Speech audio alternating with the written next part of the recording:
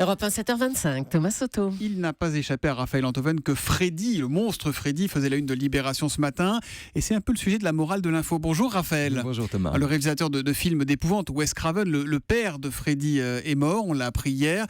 Donc vous vous penchez sur ce personnage emblématique, l'atroce Freddy Krueger avec ses griffes et son affreux visage. Et oui, tout le monde connaît Freddy, Thomas, même ceux qui ne sont pas fans de ses films, de ses exploits. On connaît ses griffes, on connaît son immonde gilet vert et rouge et sa gueule de grand brûlé. Il y a plusieurs choses à dire sur Freddy. D'abord, on a dit que Freddy c'était le croque-mitaine, puisqu'il s'en prend aux enfants dans leurs rêves. Mais ça c'est faux, parce que le croque-mitaine c'est un peu l'allié des parents qui s'attaquent seulement aux enfants désobéissants, alors que Freddy lui s'attaque à tout le monde. Il n'est pas dans le détail. Non, les adolescents drogués comme les enfants modèles. En fait, Freddy, c'est la bête immonde, Thomas. C'est l'enfant de la peur. D'ailleurs, pour le ressusciter, dans tous les films, il suffit de craindre qu'il revienne. Freddy, c'est l'enfer, c'est le cauchemar collectif auquel la peur donne le jour. D'autres appelleraient ça le fascisme. Mais qui était Freddy de son vivant avant d'être ce personnage qui tue les enfants dans leurs cauchemars? Alors, de son vivant, c'est une bonne question, parce que de son vivant, Freddy était un souffre-douleur, figurez-vous. Il était torturé par ses camarades de classe, battu par son beau-père, qui est son premier meurtre d'ailleurs.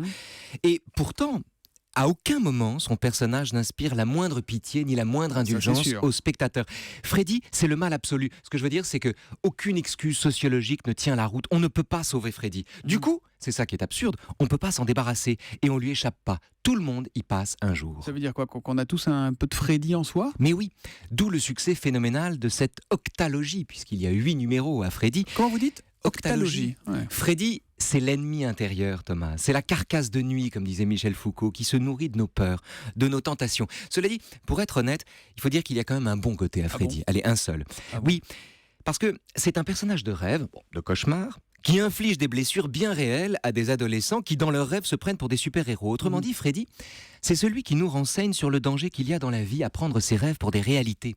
Et de ce point de vue, mais je vous accorde que c'est de ce point de vue seulement, parce qu'il montre à des enfants que la toute-puissance est impuissante, Freddy est beaucoup moins dangereux que Casimir, par exemple. Parce que, contrairement à Casimir, Freddy, c'est la réalité.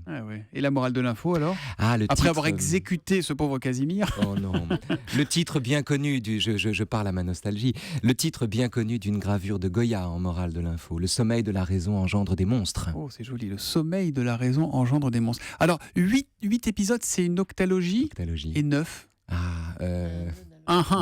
verra ça demain, peut-être. Demain matin. On verra ça demain matin. Raphaël Enthoven qui revient de toute façon à 7h25 pour la morale de l'info. À demain, Raphaël.